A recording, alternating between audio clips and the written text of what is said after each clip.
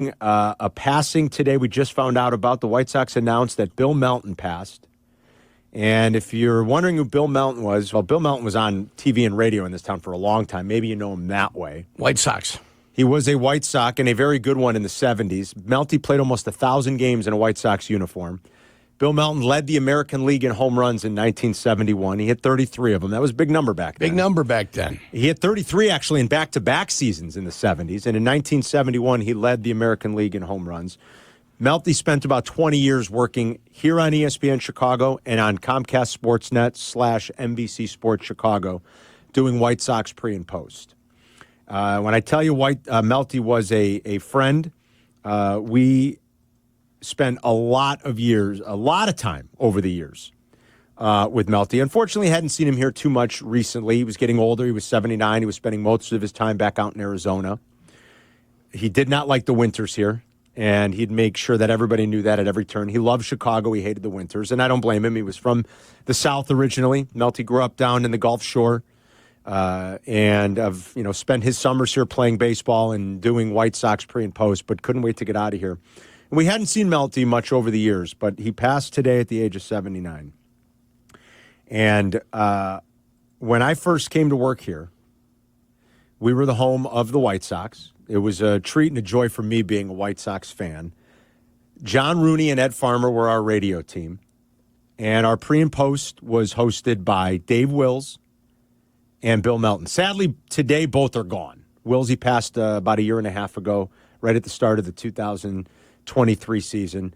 He left Chicago, I want to say, in about 2006 to go be the play-by-play voice of the Tampa Bay Rays, and he became an institution in the Tampa-St. Pete area. And Willsy passed pretty suddenly about a year and a half ago, and that was sad. And it's sad to talk about Melty passing because I will say that not everybody in this business, when you get in, not everybody, whether it's a broadcaster or a former player that does this, they're not all good. They're not all good to people. They're not always good to... They're not good people. They're not good people. They're not good to people. They're not always good to young people they may view as a potential threat. There's a lot of backstabbing. There's a lot of cold-heartedness that happens. When Jurko first stepped foot in the Hancock Center, I'll never forget, circa 2000, he ingratiated himself by buying us all Cheesecake Factory. And I'm like, this is going to be one of the good ones. Jurko's one of the good ones. He was always welcoming. He was always warm. Was never intimidated or afraid by anybody. I was doing, a pre and a post game with Sylvie. Yeah. I was the Bears. Yeah. Bears-Packers. I was doing updates back then. Back then, we still had to do updates. There wasn't, phone, you didn't have your phone to check scores. I was the update guy. Sylvie was the pre- and post host. You were filling in, I think, for Duerson. Because Duerson was gone. Yes, Duerson was gone for an event. And Jurko filled in. I said farm-raised salmon for everyone. So when I tell you that there are good ones and there are bad ones, believe me, maybe we'll write a book someday and we'll name some names. Dave Wills and Bill Melton were the good ones. And when we were young, and I don't know, I was at 50, 60, maybe 50-ish Sox games a year, helping Bruce Levine, covering Sox games. They were always welcoming. There was always a spot in the booth next to them to sit and watch the game, to bust balls, to talk about baseball, to laugh. Melty, it's something about the ex-jock. I think a lot of us are good ball busters. I'm like a 2-win player maybe. Mm-hmm. Melty was like Jurko, 7-win player, MVP, right, Black?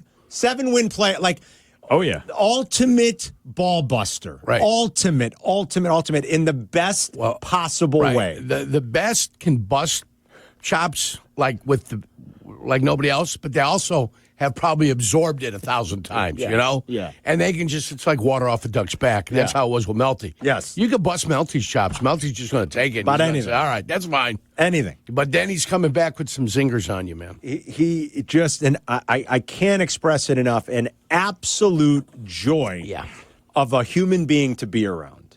An absolute joy. And that big, deep, booming voice. He had it. He would only call me Carmine. It was never Carmine. It was always Carmine. Always Carmine. Carmine. I can't fix this damn computer. Fix this computer. He was an absolute joy. And he was so warm and welcoming to me and to Sylvie and to a lot of other young reporters that were coming up over the years. You got to know him just as well over the years once you came on board. They were still part of our they were so much a part of our summers, Wilsey and Melty, because how much they were around, And both were here in '05 when things got real good. Yeah. And then Melty stuck around doing TV forever. Doing, like I said, over at Comcast, was a fixture on all the pre- and post-game shows for a long, long time, up until these last handful of years where I think his health started to decline a little. And he was getting older. I mean, Melty was 79, but just the absolute greatest, guy's guy, fabulous ball player. Had stories for days. He lived something of an extraordinary life as a pro ball player, and then he settled out in Southern California for a little while. If you know I Dream of Jeannie, look it up if you're too young. Barbara Eden was Jeannie.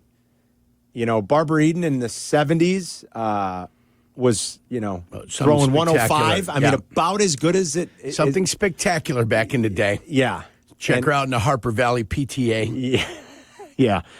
And I don't know how to, I don't want to be insensitive. But but Melty had somewhere out in California, Barbara Eden is shedding a tear. Yeah, let's put it that way. It's probably got a shiver or two going up her spine. She probably does. Yeah. She also fondly remembers our old friend Bill Melton. Mm-hmm. They took some batting practice together. Yeah. He lived some life, and he had, again, stories for days, and just could ball bust. And there's a lot of things I can't say because of the language, but he'd keep score. He'd sit there and he'd have his cheaters on. He'd keep his box score, and he was like Jurko. I'm telling you, there were two peas in a pod. Just this guy can't do this and this guy can't do that, right? And Joe Creedy, I don't know, rolls over on some little, spits the ball over the little dribbler. Everything was GD with Mel. Everything started GD, CFH. He's writing in his scorebook. I'm Joe Creedy, CFH. I said, and I'm like, Melty, just, I'm like, CFH. And he turned around and he looked at me. Can't bleeping hit. That's what it was. Like the disgust. He puts his cheaters on. He writes it, and he takes his cheaters off, and he puts them back down. Everybody, nobody was spared. Always busting balls. Even Big Frank. Oh my God. Even Big Frank. Oh my God. It was just the absolute greatest. We could sit here and tell you guys stories for days about how unbelievably funny he was, how incredibly welcoming he was, and through all the ball busting, still how incredibly warm and gregarious and friendly he was. And that big booming voice that he had, if you were ever around him, just tremendous, absolutely tremendous. Abdallah, you were a young whippersnapper when you first. Black and Abdallah both probably right when they were starting got to experience the Melty Show from time to time, right? Yeah, he was great. Yeah, absolutely great. Talked to him, a bunch of times on the phone, booking him and stuff like that. He's such for everything that he accomplished, he had every right to be one of those athletes that's kind of a jag, Yeah. The nicest man in the world. Really was. The nicest man in the world. Really was. Never ever said no. Never. To anything. Yeah. Aren't you guys talking about football? You really want me on? Jurko, what are you guys talking about? Football today? That's true. You're right. Always asked why we wanted him on. Are you sure you want to talk to me? Are you sure? Aren't you talking about the Bears? That's what he'd say. You guys don't want me on. You're too busy talking about the Bears. You really want me on? Absolute greatest. Rest in peace, Melty. He and Wilsey up there together, smiling down upon us. Ed Farmer gone too. You start to get older and you lose a lot of them, Jurk, as we all go through this life. Yeah. And it's, I don't know, makes you think. It's humbling a little bit. And there was the first thing that crossed my mind was all the fun we had in that booth, watching games, just laughing, talking baseball. And I immediately was like, man, Wilsey's gone too. Wilsey and Melty both gone, and rest in peace to both of them. And Bill Melton, we loved you.